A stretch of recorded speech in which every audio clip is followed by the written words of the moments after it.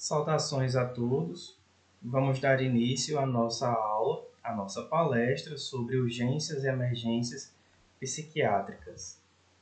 Meu nome é Roberson Fernandes, eu sou enfermeiro pela Universidade Federal de Campina Grande, campus Cajazeiras, e também sou pós-graduado em Direitos Humanos, especialmente com relação ao direito das pessoas com transtornos mentais. Primeiro vamos falar o conceito.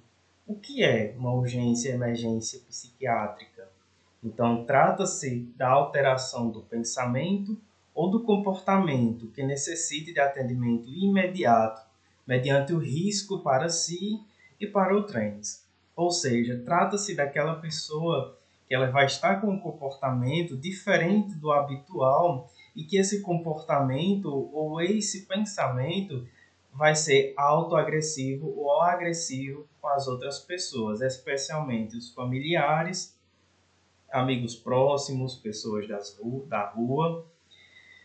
E o paciente em crise, ele é um paciente que ele está sim em sofrimento físico e emocional, uma vez que nós não podemos invalidar, nós não podemos desmerecer, muito menos dizer ao paciente que aquilo que ele está sentindo é preguiça, é frescura, que aquilo não acontece porque na cabeça dele, na realidade dele, na ótica da percepção dele, aquilo tudo é real. Então, a prioridade nossa é descobrir a causa básica e tratá-la, além de conter a atitude ameaçadora daquele ponto.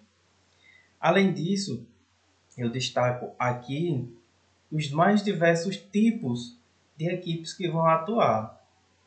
A gente pode falar primeiramente no serviço de urgência e emergência, o SAMU, porque é o primeiro que geralmente as pessoas ligam, que as pessoas acionam, mas também podemos falar sobre as unidades de pronto atendimento. Elas atendem não somente situações clínicas, mas também situações da área de saúde mental, os hospitais porta aberta e os hospitais com porta aberta com demanda para transtornos mentais, digamos assim. Primeiro vamos falar da classificação. O que é uma emergência psiquiátrica? Nós temos 4 situações que podem se encaixar nessa classificação, que é o delírio tremens, o comportamento violento, a toxicidade por drogas e a tentativa de suicídio. O delírio tremens ele vai ser diferente de outro delírio, o mais comum na terceira idade. Esse delírio tremens ele não pode ser confundido também com a crise de abstinência. O delírio tremens ele vai ter digamos assim, as funções fisiológicas estarão bem mais descompensadas. Aqui vai ter o surgimento de alguns distúrbios hidroeletrolíticos, o comportamento violento para si ou para outra pessoa, o uso exagerado de drogas, seja crack, cocaína, drogas como anfetamina e outras drogas alucinógenas, comidas alucinógenas, e a tentativa de suicídio, seja ela de que forma for. Já uma urgência, ela vai ter 5 características, digamos assim, 5 padrões que podem se encaixar, que é o comportamento bizarro. O que é esse comportamento bizarro? É aquilo que naquela pessoa vai ser diferente. É como, digamos assim, aquela pessoa que está sempre bem e do nada ela começa a correr na rua, gritando, chamando a atenção das pessoas. É aquela pessoa que como é que eu posso dizer, que está fazendo a coprofagia. E o que é isso? É quando a pessoa ela começa a ingerir, a deglutir, a comer as próprias fezes ou fezes de animais. Então trata-se de um comportamento absurdo, um comportamento bizarro, uma agitação aguda, a embriaguez, sim, ela está aqui dentro. A avaliação de internações, ou seja, aquela pessoa que já tem um histórico de internações, já tem um conhecimento, e as atitudes suicidas. E aí a gente começa a entender o que é tentativa suicida e o que é atitude suicida. A tentativa é quando a pessoa chega ao ato, é quando corta os pulsos, é quando tenta um enforcamento. E as atitudes suicidas são aqueles comportamentos que a pessoa vai ter, que o sujeito terá, de solidão, de se afastar das pessoas, aquela pessoa que já está num estado crônico de depressão, digamos assim, e que ela começa a dar sinais que vai tentar suicídio. E aí, para a gente recapitular, o que é uma urgência? É aquilo que pode esperar um pouco. O que é uma emergência? É aquela situação que a gente precisa atender imediatamente. Não tem tempo de espera. A urgência ela pode esperar um pouco, o que não diminui a gravidade da situação.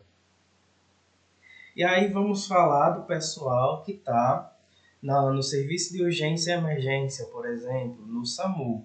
E a gente utiliza esse mnemônico, a cena, que a gente vai ter que avaliar quando a gente for atender, o médico sair no suporte avançado e o enfermeiro quando sair no suporte básico.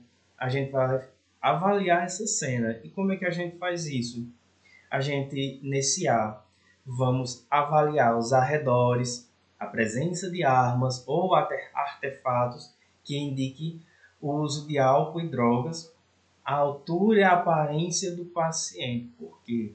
Porque aquela cena, aqueles arredores, tudo, aquela cinemática vai nos dizer como está ou como foi que aconteceu aquela crise, como foi que ocorreu, se teve briga, se não teve briga, se teve agressão, se não teve, se teve a, aquelas discussões que utilizam-se de artefatos de dentro de casa, como facas, pratos, copos, garrafas. Isso tudo influencia. A altura e a aparência do paciente, a gente tem que ter uma noção. Por quê? Porque quando se tratar, por exemplo, de um homem de 1,92 de altura e a pessoa que vai estar lá no suporte avançado ou no suporte básico tiver 1,60, então são alturas diferentes, são pessoas diferentes, porte físico diferente, e aí a pessoa que vai prestar o serviço ela pode se tornar uma vítima.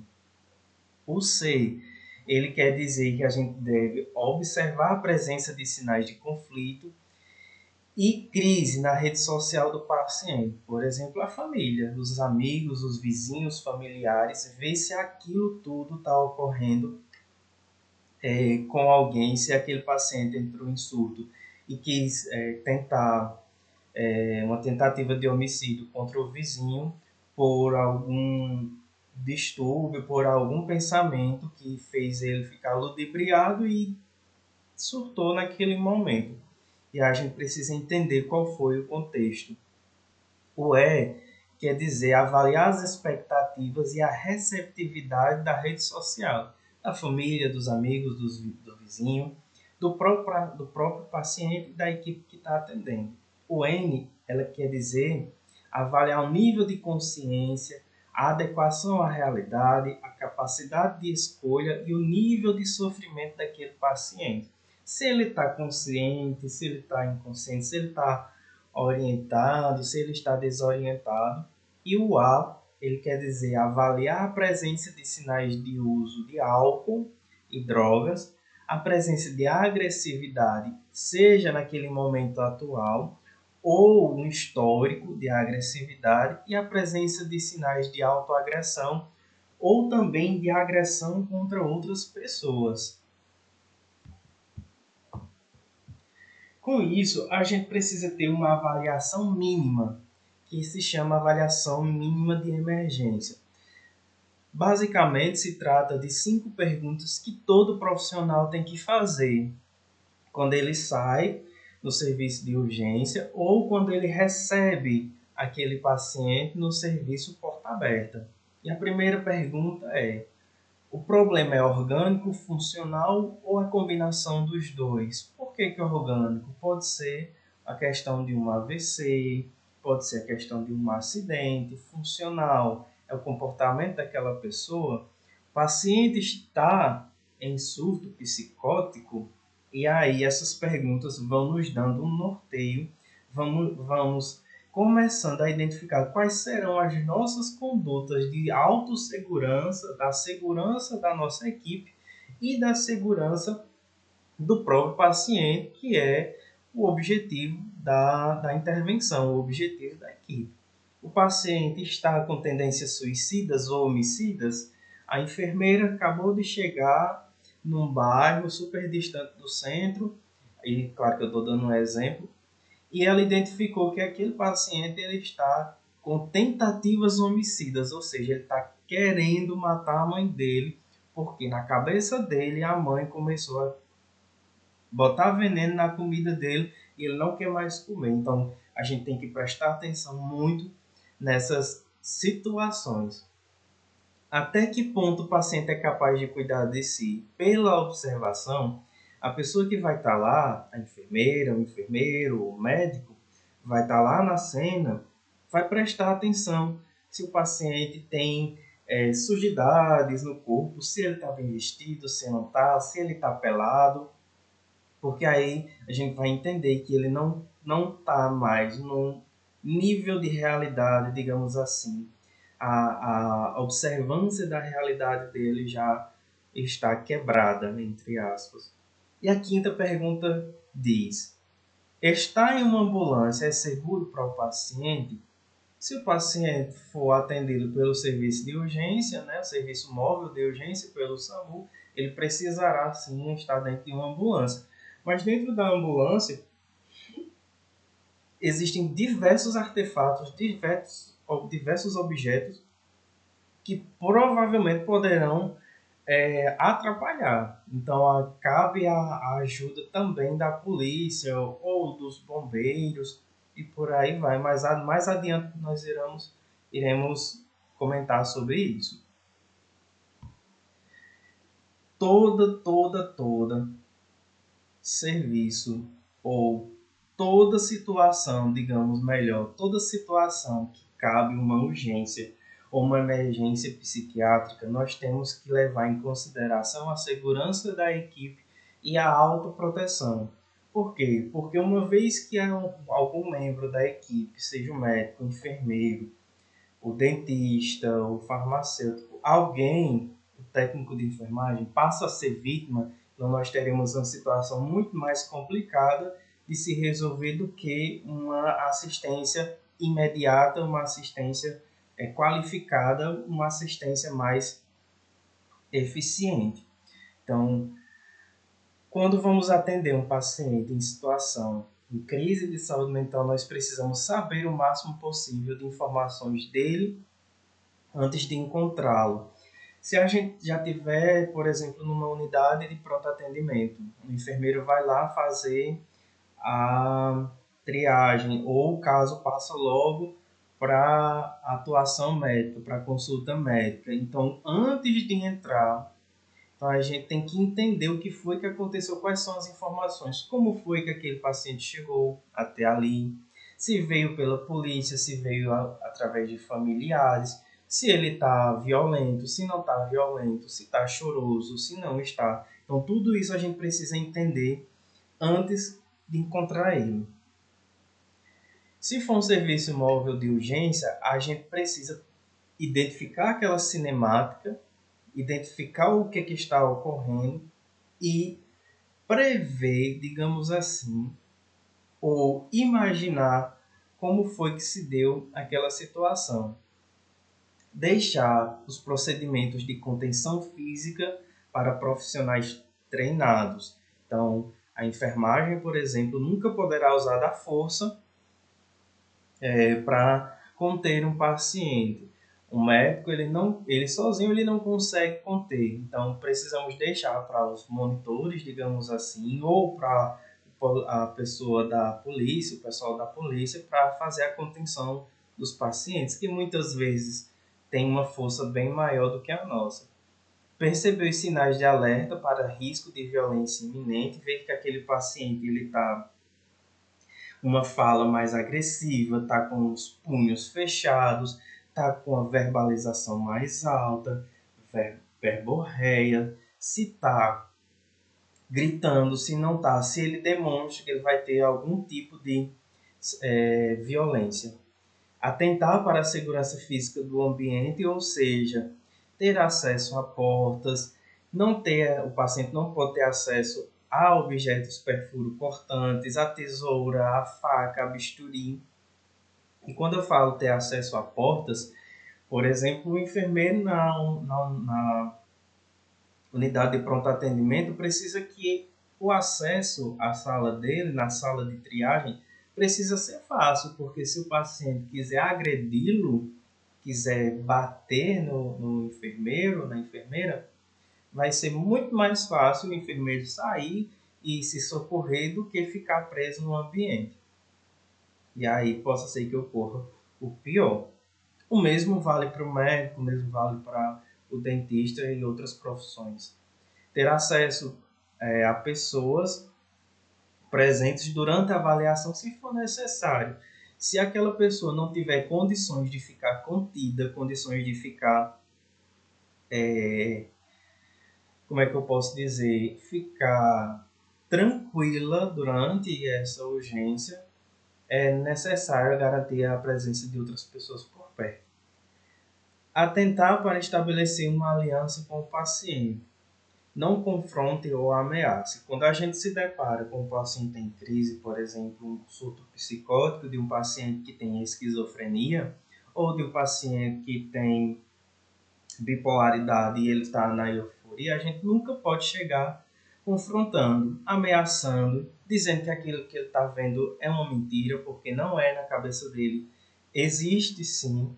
Se ele está me dizendo que é o presidente dos Estados Unidos, a gente vai entrar na realidade dele e dizer que ele é sim o presidente, perguntar como é que está e tentar estabelecer um canal de comunicação para a gente poder tirar ele daquela ilusão e trazer para a realidade, nunca de forma agressiva, logicamente.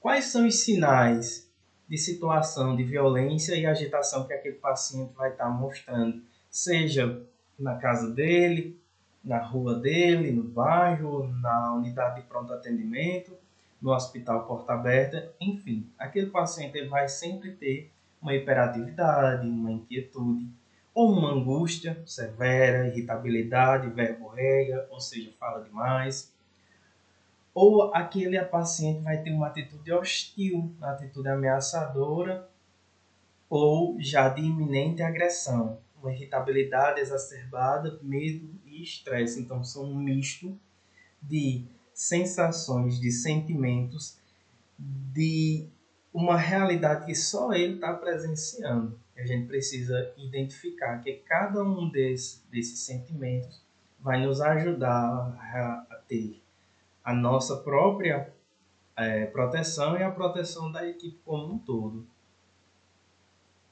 Quando a gente se depara com um paciente que ele está armado, a gente precisa ter um cuidado muito maior. E eu trago dois tipos de arma. Seja a arma de fogo, um revólver, uma espingarda, um rifle, ou arma branca, uma faca, uma corda, algo que vai trazer autoagressão, agressão para alguém. Então, como é a conduta? O que é que se faz diante de uma situação dessa? O que é que o enfermeiro no suporte básico vai fazer? O que é que o médico no suporte avançado irá fazer? Primeiro é o método acena, né, que vê os arredores, a gente já falou sobre ela. Pedir o apoio policial é super importante isso, porque primeiro a gente não pode utilizar da força. E aí o policial ele está capacitado para fazer uso dessa força. Na presença do apoio, vamos tentar negociar a entrega do objeto, exceto quando se tratar de arma de fogo. Porque essa arma de fogo ele pode disparar a qualquer momento contra si ou contra a equipe, então a equipe tem que se proteger, preferencialmente, uma vez que observou que o paciente tem uma arma de fogo, não sair nem da ambulância, da VTR, e se o paciente tiver a arma de fogo dentro do ambiente de unidade de pronto atendimento ou de um hospital, tentar contê-lo não vai dar muito certo. Então, chamar o apoio policial ou de pessoas especializadas para isso é o mais indicado. Em casos de resistência e presença de arma de fogo, o policial assumirá a mediação.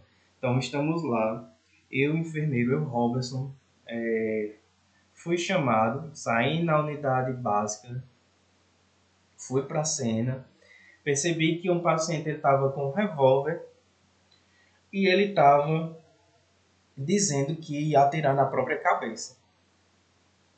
Cheguei e logo observei e escutei de longe um tiro.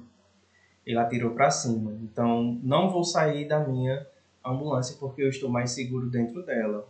E aí vou pedir o apoio da polícia. A polícia chegou, a gente vai tentar conversar com o paciente. Ver aquele canal de comunicação. Tentar estabelecer. Não conseguir, então, quem vai tomar as decisões a partir de agora é o apoio policial, porque eles vão ter vestimenta protetora para esse tipo de situação. Após o desarme, deve-se realizar a contenção e avaliação de apoio policial para o transporte. É aquilo que eu disse, lembram das 5 perguntas? Então, estar dentro de uma ambulância vai ser seguro para aquele paciente, sendo que dentro da ambulância existem diversos artefatos, objetos que podem se transformar em alguma arma dentro. Então a gente precisa mediar. Se for necessário, o paciente vai junto com o apoio da polícia no transporte policial. O importante é que ele esteja contido, que ele não esteja contido, claro, que ele esteja em segurança, que não cause violência para si, muito menos para as outras pessoas. O que já é diferente com a conduta de um paciente desarmado. Mas a primeira coisa que a gente faz é o método acena. Observar tudo, observar a altura, comportamento, comportamento dele com outras pessoas, dela com as outras pessoas, com o vizinho, com os primos, com os parentes, com os pais.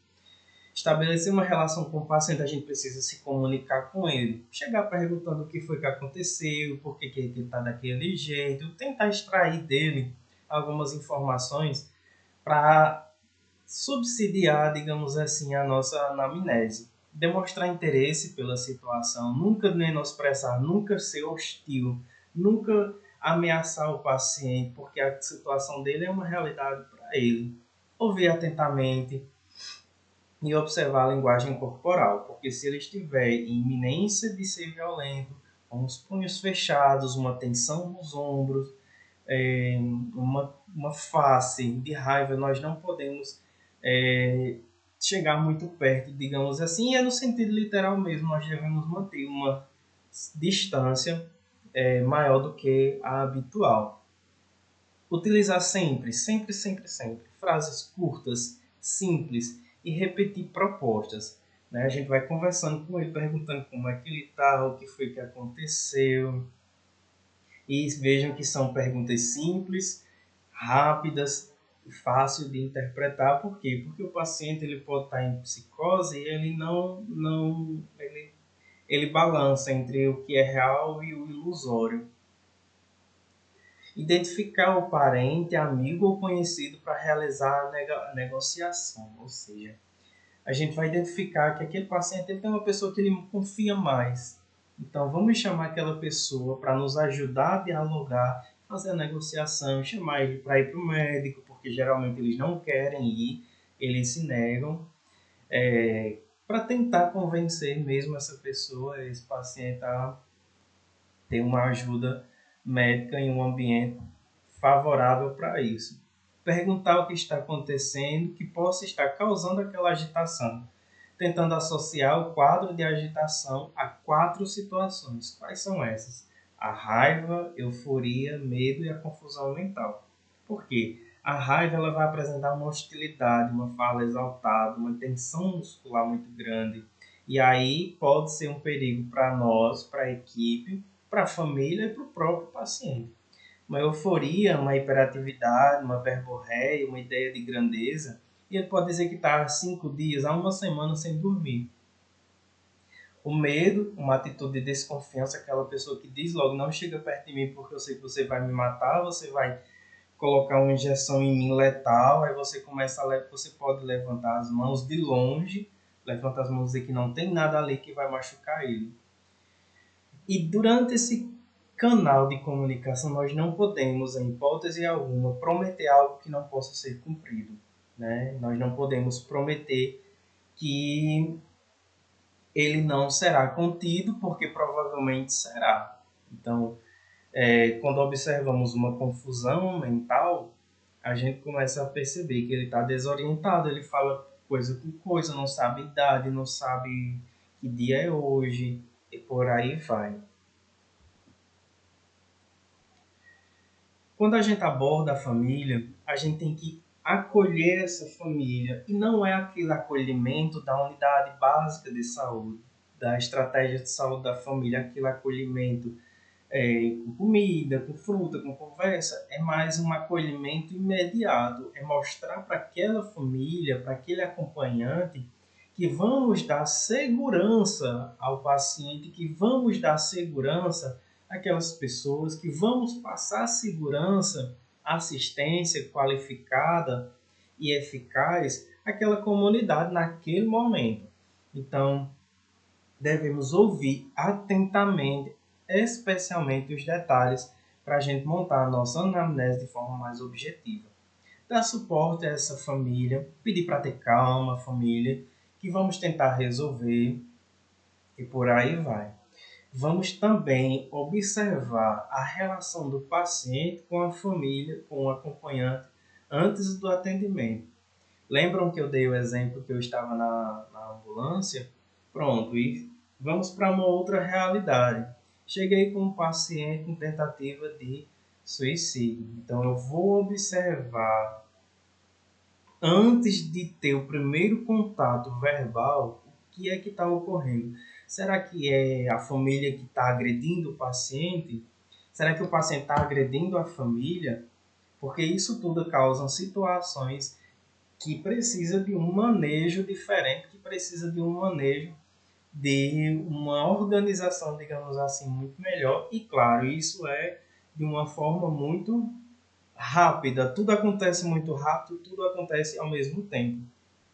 E quando o paciente, aliás, perdão, quando o acompanhante, ele reativa ao atendimento, ele é ansioso, ele fica perguntando, meu Deus, o que vai acontecer? Vão levar ele para onde? Vão fazer não sei o quê? Então a gente percebe que é um acompanhante que está mais ansioso.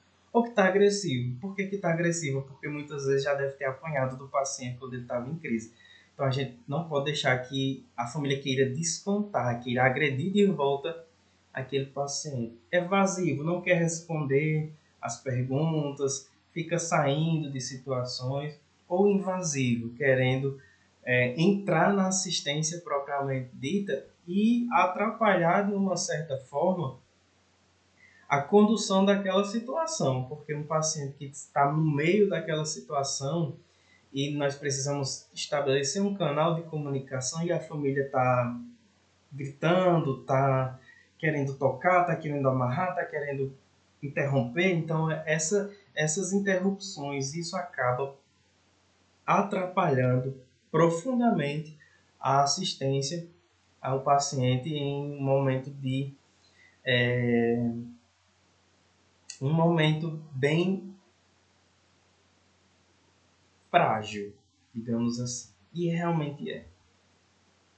Vamos lá. Então, que condutas nós vamos utilizar? Existem 3: a contenção verbal, a física e a química.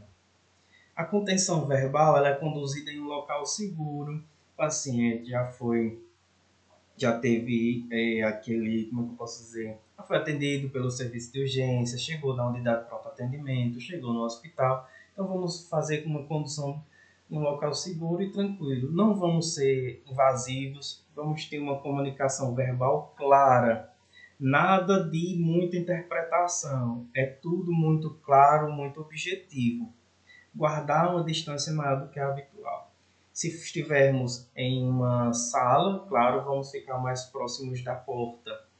Se o paciente não tem condições de ficar tranquilo, parado ao menos, então vamos precisar da presença, nem que seja na porta, de outras pessoas. Vamos ter algumas atitudes, como a calma, precisamos passar segurança para esse paciente, vamos respeitar as demandas daquele paciente, não vamos ser hostis, vamos agir com honestidade, com dignidade, até porque se trata de uma pessoa que está doente e uma condição que merece, sim, respeito, transmitir bastante segurança. E uma observação importante, em pacientes psicóticos, ou pacientes em estado de intoxicação ou com síndrome mental orgânica, usar frases curtas, breves, claras e repetir o que foi dito várias vezes, ou seja, não podemos perder a paciência com esse tipo de paciente, porque precisamos objetivar a segurança do paciente, a nossa segurança e a segurança da equipe. A contenção química ela é a mais usada. E dentro dos fármacos, a gente vai utilizar muitos os antipsicóticos, os benzodiazepínicos e por aí vai. Dentro de uma urgência de emergência psiquiátrica, a via oral ela é a preferencial. Mas existem situações que a via oral já não é mais cabível. O paciente ele está irritadiço, o paciente está choroso, o paciente não consegue se controlar mais, ele está em euforia, ele está em psicose, então não tem como, depois de tentarmos ver um canal de comunicação e ele não nos atendeu, ele não quis colaborar. Então é um paciente que tem um risco de agitação, ele já está muito agitado, então a via oral não é indicada. Mas quando o paciente ele é cooperativo, e com leve risco de agitação, vamos tentar fazer uso da via oral por ser mais segura. Quais são os medicamentos que vamos utilizar? A gente vai utilizar do Aldol, comercialmente, né? É um nome comercial, mas é do haloperidol, de 2,5 a 5 gramas via oral. Diazepam, ou uma associação de ambos, e a risperidona, ou ela pode ser associada ao lorazepam, de 2 miligramas. Se o paciente não for cooperativo, se ele estiver agitado, com risco iminente de vida dele ou de outrens, nós vamos utilizar a via intramuscular, IM. Quais são os medicamentos? O Aldol, haloperidol, amlodipina e ziprasidona. Quando se tratar de intoxicações por estimulantes, vamos utilizar o midazolam, também conhecido como dormonide, e o diazepam por via endovenosa. E aí a gente tem que utilizar a técnica em bolos para administrar o diazepam via endovenosa. Quando se tratar de intoxicações por álcool ou substâncias psicoativas, vamos utilizar o Aldol de 2,5 a 5 mg intramuscular. Atenção aqui para contenção química em uma urgência e emergência pediátrica. Não somente adultos têm transtornos mentais, crianças também, especialmente hoje com o fluxo frenético de informações, com o uso exacerbado do celular, as crianças estão muito ansiosas. Então vão sim ter crianças e adolescentes com quadros de ansiedade aguda.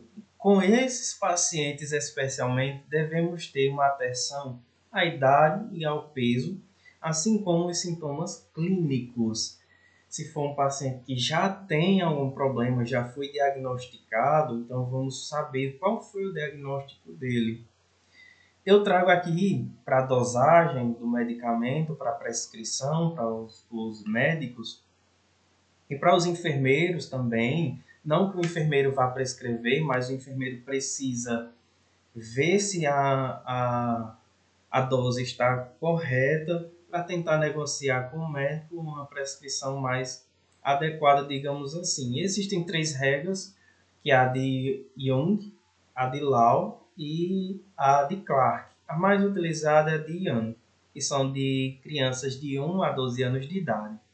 A dose pediátrica será a idade da criança em anos, vezes a dose do adulto, dividido pela idade da criança mais 12. Isso daí dá a dosagem pediátrica. Quando a gente fala de antipsicóticos, a primeira escolha é o haloperidol e a clorpromazina. E a segunda seria a risperidona e o olanzapina. Isso quando se tratar de urgências e emergências psiquiátricas, pediátricas com agitação psicomotora. Podem ser associados com os benzodiazepínicos ou antihistamínicos. E quando eu falo antihistamínico, eu falo da prometazina ou a famosa Phenergan, para potencializar os efeitos de tranquilização. A risperidona ela é a droga de primeira escolha, seguida do haloperidol.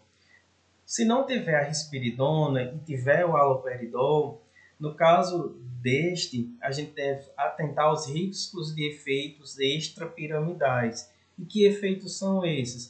O paciente vai ficar com a voz mais embolada, ele pode cair, ele pode começar a ter um rebaixamento de nível de consciência e por aí vai.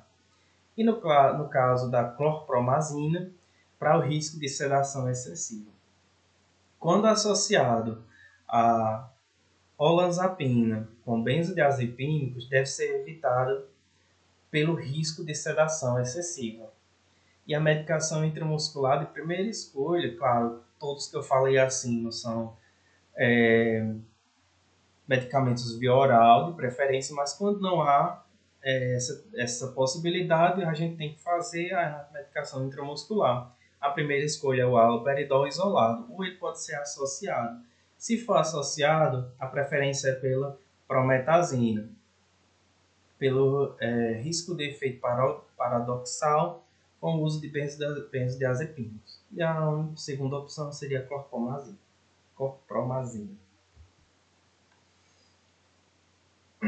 Os benzodiazepínicos, como clonazepam, diazepam e lorazepam, para o manejo da crise de ansiedade, intoxicação ou abstinência por substâncias psicoativas e a catatonia, a gente tem que ver que eles terão um efeito paradoxal em crianças, particularmente aquelas que já têm transtornos do desenvolvimento, como o déficit intelectual e o autismo.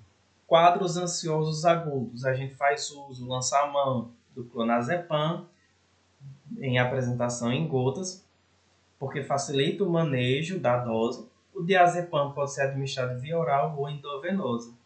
A via oral será mais rápida e a administração por via endovenosa deve ser muito lenta, pelo risco de depressão respiratória, ou seja, aquele paciente ele vai ter uma parada respiratória. E a via intramuscular deve ser evitada por ter absorção errática devido à alta lipossolubilidade do diazepam. Então vejam que é um manejo bem delicado quando se trata de um paciente pediátrico. Quando a gente fala de agonistas de receptores alfa-adrenérgicos, como a clonidina, o manejo ela é utilizado para o manejo da ansiedade, da hiperatividade, hiperexcitabilidade, mas deve ser usado com mais cautela pelo risco de hipotensão. A prometazina pode ser também uma alternativa do manejo da ansiedade e agitação leve. Ela é contraindicada nos primeiros anos de vida e deve ser evitada em estado confusional agudo. Outro extremo é o paciente idoso. E idoso tem sim crises que se enquadram em urgências e emergências psiquiátricas, tanto pela fisiologia e pela condição do idoso, devido muitas vezes o uso da polifarmácia e de doenças de base, demência, o próprio Parkinson, o próprio a doença de Alzheimer, por aí vai, doenças que são inerentes ao processo fisiológico do envelhecimento. Então vamos fazer uso dos benzodiazepínicos, só que eles podem causar uma sedação, uma hipnose, redução da ansiedade e agressão. Também pode causar um relaxamento muscular e pode induzir ao sono. Os antipsicóticos eles são mais utilizados, porém eles são altamente perigosos em idosos. Então a gente tem que ver o que é que o paciente precisa, o que é que eu tenho disponível para balancear, para balizar a minha assistência.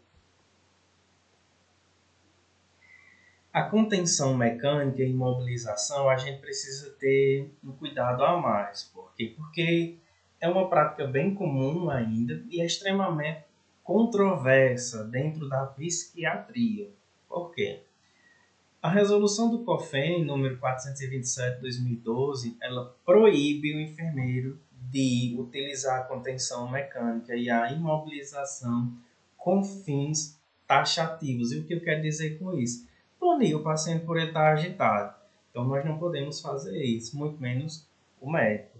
E existe um parecer, número 2474/2014, do CRM do Paraná, que ele fala que a contenção e a imobilização será utilizada em alguns casos e deve ser desfeita, deve ocorrer um desmame progressivo ao longo da resposta do paciente ao medicamento que foi utilizado.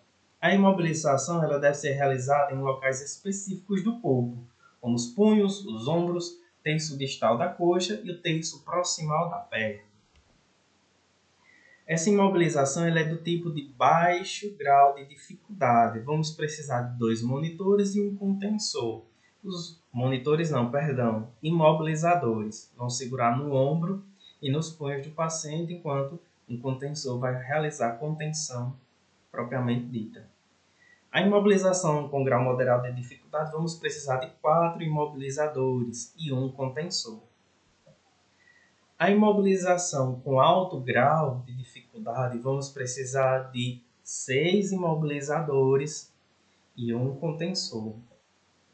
E a imobilização com alto grau de dificuldade e instabilidade, vamos precisar de 8 imobilizadores e o contensor para segurar em todos os sistemas do paciente, seja nos membros superiores e inferiores. Isso a nível de ambulatório, claramente, para poder a gente fazer a administração da medicação para aquele paciente, para que ele possa ser atendido, tratado com maior eficiência. Com relação à contenção por faixas contensoras, porque uma observação aqui, não é todo tipo de material que pode ser utilizado para fazer a contenção com o paciente psiquiátrico. Existem faixas específicas para isso. Por quê? Porque se utilizarmos de cordas, por exemplo, a gente vai incorrer em lesão corporal. E a equipe vai responder judicialmente, inclusive, por isso. Então, trata-se de um delito. Então, a contenção ela já é muito controversa.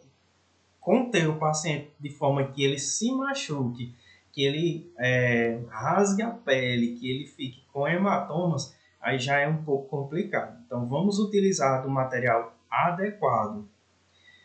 A gente vai passar uma faixa na diagonal por trás da cabeça, dos dois lados, direito e esquerdo. E vamos fixar a próxima maca, o mais próximo possível da maca.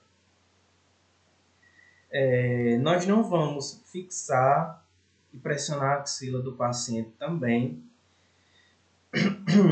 Vamos evitar o garroteamento das extremidades, para não causar nenhum tipo de lesão ao paciente. Certo? Aqui eu trago uma fala da nossa querida Nisdal Silveira, psiquiatra brasileira, e ela diz: o que melhora o atendimento é o contato afetivo de uma pessoa com outra. O que cura é a alegria, o que cura é a falta de preconceito, ou seja, nós não podemos desmerecer nenhum dos nossos pacientes por eles estarem em alguma situação, alguma urgência, alguma emergência de cunho psiquiátrico. Aqui são algumas das minhas referências e muito obrigado.